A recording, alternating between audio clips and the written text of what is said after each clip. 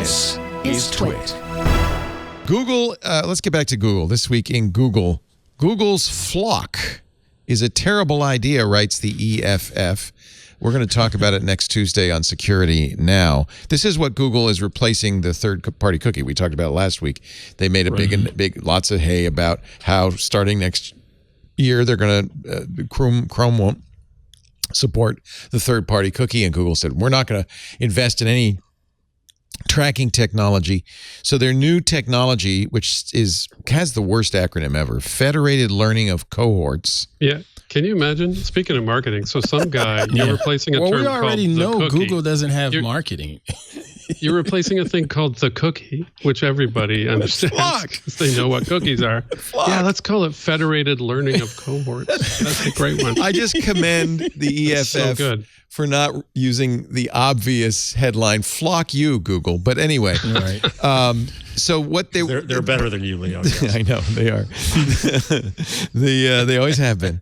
So the idea is, and actually this isn't, in theory, this is not a bad idea. It's something Apple does as well.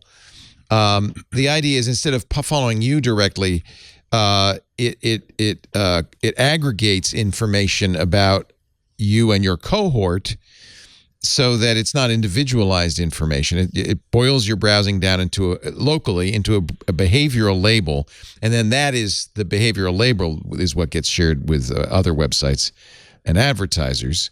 Which is the kind of behavioral stuff that people had.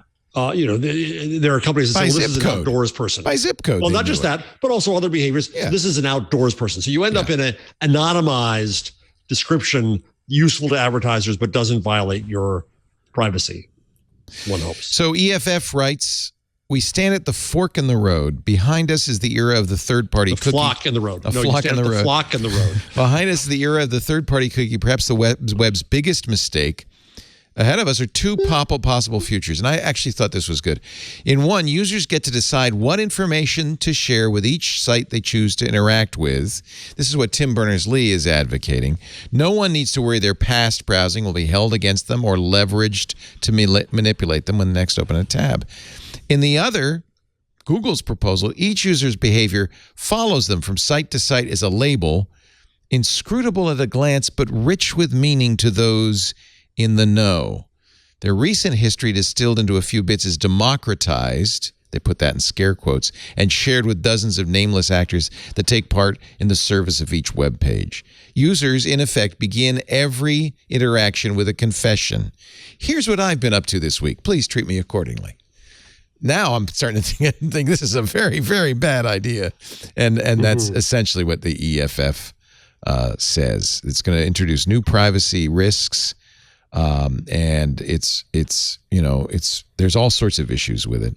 I mean, you're just switching one thing for another, right? Before, the data streamed out onto the internet and companies sucked it up. Now Google's saying, oh, well, it'll just stay on your phone, except Google controls your phone and all the things you do on your phone. Yeah. Well, the issue too, I think, is this: is that, and this is what Facebook ran across multiple times, right? Is that if you want to, I'm trying to think of something that would be useful here. Adult diapers. Okay. I'm sorry, I should not have said that. I'm really sorry. Fine. Okay, fine. The prostate guy. Yeah, fine. Okay, fine.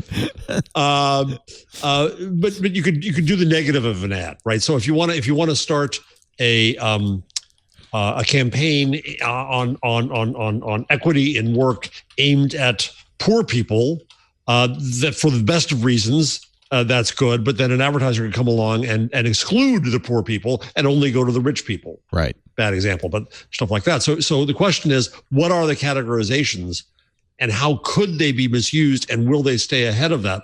Otherwise, what the story is going to come up. I tried to buy an ad for people, white men who are over 65 with white hair on podcasts buying adult diapers, and I could do it, because Google let me, right? And so any system that can be gamed will be gamed and be messed up. Google's smarter about this in its history than Facebook has been, so maybe they'll do it. We still have to think about the regular consumer out there that's not going to take the time to go through and select what they want to share. We're talking about the same people that tap accept on every single app they install on their phone without knowing that it's saying, hey, I'm going to be listening to your microphone and tracking your location all day long. Yeah. This is why I donate to EFF every month.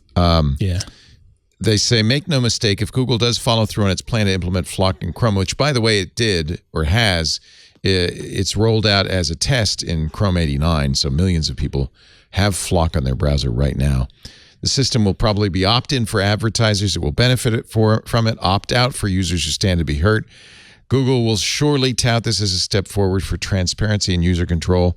Just exactly what you're saying, Ant, knowing full well the vast majority of its users will not understand how FLoC works, and the tyranny of the default, very few will go out of their way to turn it off. Google will pat itself on the back for ushering in a new private era of the web, free of the evil third-party cookie, the technology that Google helped extend well past its shelf life, making billions of dollars in the process. This is the paragraph I like the best. It doesn't have to be that way. The most important parts of the privacy sandbox, like dropping third-party identifiers and fighting fingerprinting, will genuinely change the web for the better. Google can choose to dismantle the old scaffolding for surveillance without replacing it with something new and uniquely harmful. Google needs to learn the correct lessons from the era of third-party tracking and design its browser to work for users, not advertisers. And if they don't, by the way, people will just stop using Chrome. They'll start using Brave or Edge or something that's de-Googled. But it's not just Google, Leo. It's every single publisher, every single person advertising out there. We're dealing with it. Every advertiser wants us to put tracking in somehow magically into podcasting. Yep. Yeah. I mean, so it's not. This is. We talked about this last week, but Google has first party data. They'll probably do it okay. I actually don't think that what happens there will be bad. What happened is the publishers demonized the cookie and be careful what you lobby for.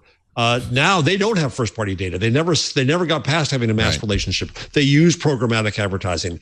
They're effed. They F themselves.